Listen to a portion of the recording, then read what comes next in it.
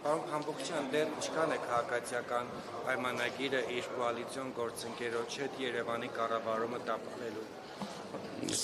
Նշած հարցին կարող եմ չպատասխանել, որովհետև դուք ինչ-որ եզրը արդեն որպես փաստ բան եք, իրողություն եք նշում, որը որ այդպես չէ։ Կոնկրետ դեպքեր ասեք։ Պատուհանից որ նայեք, տեսնեք, թե վերջին փոփոխությունը ինչի է հանգեցրել երթևեկության վերաբերյալ։ Ուրեմն տեսեք, նախ եւ առաջ աշխարհի բոլոր քաղաքներում չկա որևէ քաղաք, որ սկզբունքը հետեւյալը չլինի, որ հանրային տրանսպորտը պետք է ունենա առաջնահերթություն։ Եվ այո, հանրային տրանսպորտի համար պետք է առանձնացված լինեն գծեր, որպեսզի հանրությունը, ովքեր օգտվում են տրանսպորտից, իրենք ավելի արագ հասնեն, քան մեքենաներով մարդիկ։ Այդ նույն խցանման մեջ մենք էլ ենք մնում եւ ամբողջ տրանսպորտի բարեփոխումների տրամաբանության մեջ դա շատ նորմալ է, երբ որ ավտոբուսների համար առանձնացված գիծ լինի եւ այլ մեքենաների համար, որը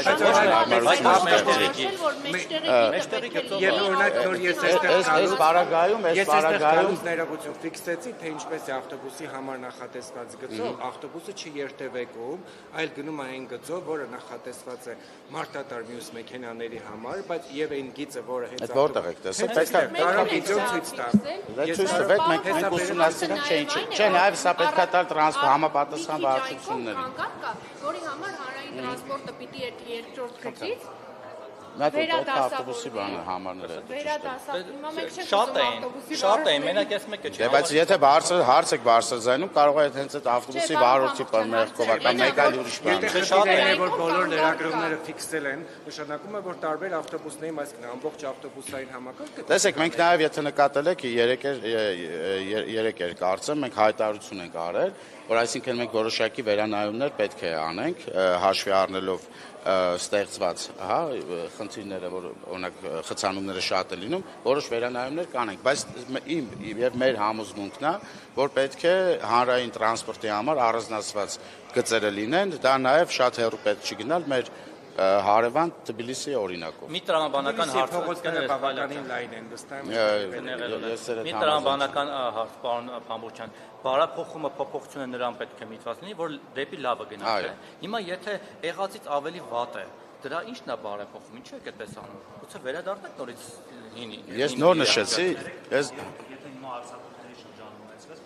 Դե այդ ամբողջը հաշվի առնելով նշեցի դրա համար նշեցի, այս ամբողջը հաշվի առնելով հիմա մենք առանձնացրեցինք այս ծրագրի, այսինքն կատարած հետազոտությունների, բայց կհետևենք թե ինչ տեղի կունենա եւ որոշ վերանայումներ իհարկե կլինեն։ Թաղապետը կալանավորվեց եւ հայտնի դարձավ, որ նա ծեծել է մեր տեղեկություններով, որը նաեւ չհերկվեց Շենգավիթի տարածքային կառավարման խորհրդի նախագահին։ Ինչ է ձեզ հայտնի այդ ծեծկրտուքից։ Ընդհանուր առմամբ միջանձնային հարցեր է եղել, ավել չեմ կարող ասել, ավել մեկնաբան չեմ կարող պնդել, որ ծեծ տեղի ունեցել է։ Ոնց եղավ, պարոն Փամբուխչյան, որ Տիգրան Տեր-Մարկարյանը ուղիղ եթերում ծեծեց, բոլորս տեսանք, ընդ որում ինքը եւ իր խմբի անդամները։ Իսկ այ ձեր ԿՊԱ-ական թիմակիցը չգիտենք էլ մամուլին հավատալով ենք, այդպես ասում, որ ծեծել է, տեսախցիկների առաջ եղել փաստը չկա գոնե առերևույթ, բայց նրանք կալանավորեցին, իսկ Տեր-Մարկարյանը կալանավորված չէ, ընդհանրապես։ Այնտեղ նույնպես քրեական գործ կա հարուցված, վստահ եմ, որ իրավապահ մարմինները իրենք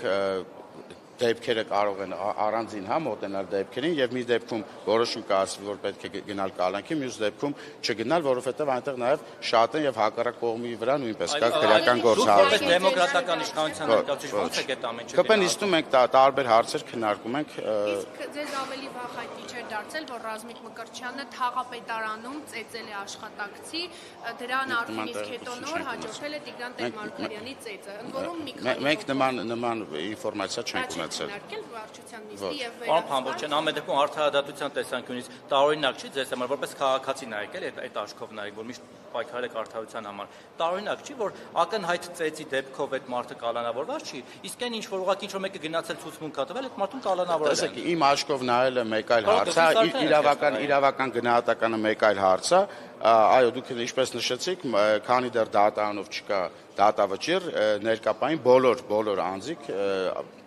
իրենց մեղքը ապացուցած չէ, այսինքն ներկա պահին բոլորը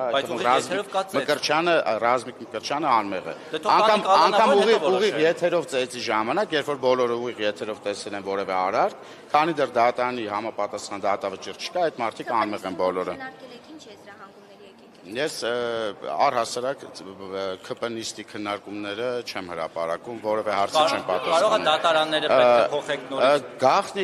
Գաղտնի են այնքանով, որքանով, որ մեր փակ նիստն է, ԿՊ վարչության անդամներն են այդտեղ մասնակցում, եւ ես նպատակահարմար չեմ գտնում այդ նիստից որևէ նախադասություն մամուլին հայտնել։ Բացատրեք նաեւ այն դիսոնանսը, որ օրինակ ընդդիմադիրները մատով կպտում են որևէ մեկին, հաջորդ օրը միանգամից կալանավորվում են, կարող եմ թվել այդպես հերթով։ Օրինակ Լևոն Քոչարյանի օգնականի դեպքը, Արթուր Սուքոյանի, Լևոն Քոչարյանի դեպքը, որ չէ ծեծել հակառակը 5-6 հոգով իրեն էին բռնության ենթարկել, հետո մի հոգու ցուցմունքի վրա հիմա դատումը նաև հասցրեց նստել։ Լևոն Քոչարյանը դատարան 2 օր առաջ դատական նիստ էր թեյել։ Դրանից առաջ էլի 3, դրանից առաջ հասցրեց մի որոշ ժամանակ կալանքի տակ անցկացնել։ Իսկ Տիգրան Տեր-Մարգարյանը, որը որ ակնհայտ ծեծում է, մենք տեսնում ենք, որ բռունցքներով ծեծում է, Արթուր Չախոյանի աչքի տակ կապտում է, մնացած տեղերը քեցվածներ կա, այդ մարդը ազատության մեջ է։ Ձեր թիմակիցը նստած է։